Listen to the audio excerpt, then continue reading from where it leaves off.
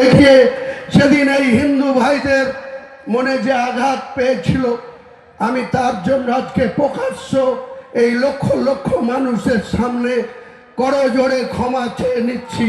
ভবিষ্যতে এরকম মিথ্যাবাদী মুখ্যমন্ত্রীর কথায় হুমায়ুন কবির আর কোনোদিন কোনো সাম্প্রদায়িক কোনো উস্কানিমূলক কথা বা কাউকে জিতানোর জন্য কাউকে আঘাত করার কথা হুমায়ুন কবির বলবে না, আপনারা ভরসা রাখতে পারেন। আমি প্রকাশ্য 1 মে 2024 সন্ধ্যা 7টায় যে কথা বলেছিলাম, সেটার জন্য আমাকে অনেক কথা শুনতে হয়। অনেক হিন্দু ভাইরা মনে করে যে আমি হয়তো সত্যি সত্যি হিন্দু ধর্মের বিরোধী বা সনাতনী মানুষের বিরোধী। আমি আমার লাইফে 63 বছর বয়স, 43 বছরের রাজনীতিতে কোনোদিন সংকীর্ণতা কি জিনিস, সম্প্রীতি বিনষ্ট করার জিনিস আমি মানি না। যখন এই জেলার পুলিশ সুপার শ্রী সুধাকর সাহেব ছিল, তখন মিয়া গ্রামে একটা মুসলিমকে ঘোষ সম্প্রদায়ের লোকরা দিনের বেলায় 9টার সময় মার্ডার করে দিয়েছিল। সেই মার্ডারকে কেন্দ্র করে এলাকার মুসলিমরা 20,000 মুসলিম মুর্শিদাবাদ জেলার প্রশাসনকে বডি উঠাতে দেয়নি।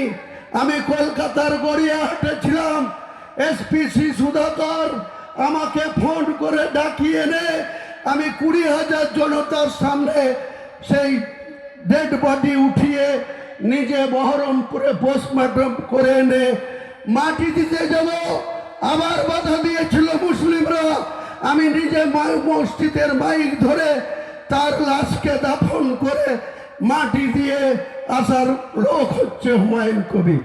তারপরেই যে ঘোষরা মার্ডার করেছিল তাদের বাড়ি কোনো রকম আঘাত করতে দিইনি।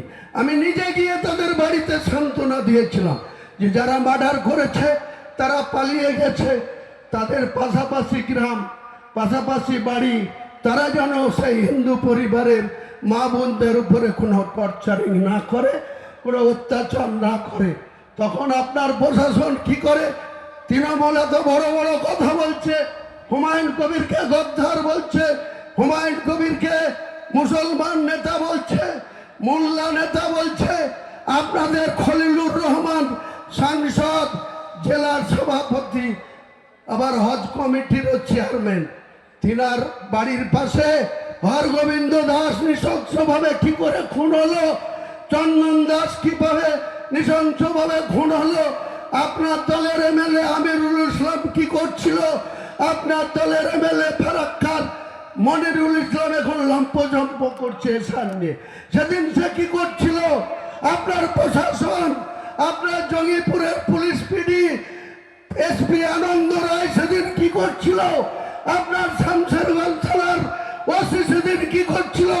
কেন হরগোবিন্দ দাস এবং তার ছেলে চন্দন দাস এইভাবে নৃশংসভাবে খুন হলো? তার দায় কি মমতা ব্যানার্জি পুলিশ মন্ত্রী আপনি অস্বীকার করতে পারেন?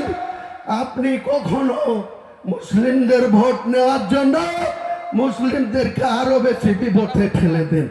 আজকের হরগোবিন্দ দাস, চন্দন দাস খুন হয়েছে, প্রকৃত যারা খুনি তারা কেউ অ্যারেস্ট হয়নি। আপনার পুলিশ 13টা তর্তজা যুবক যাদের 22 থেকে 30 বছর বয়স, তাদেরকে আপনার পুলিশ চার্জশিট দিয়ে লাইফার করে দিল। 13টা ফ্যামিলি শেষ হয়ে গেল। হরগোবিন্দ দাস খুন হলো, তার ছেলে চন্দন দাস খুন হলো।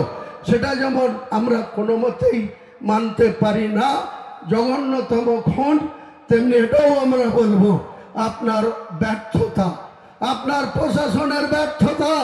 বেলডাঙাতে আজকে এনআইএ এসছে, আপনার পুলিশ তটস্থ হয়ে গেছে, ভয়ে ঘুরে বেড়াচ্ছে আইসি বেলডাঙা।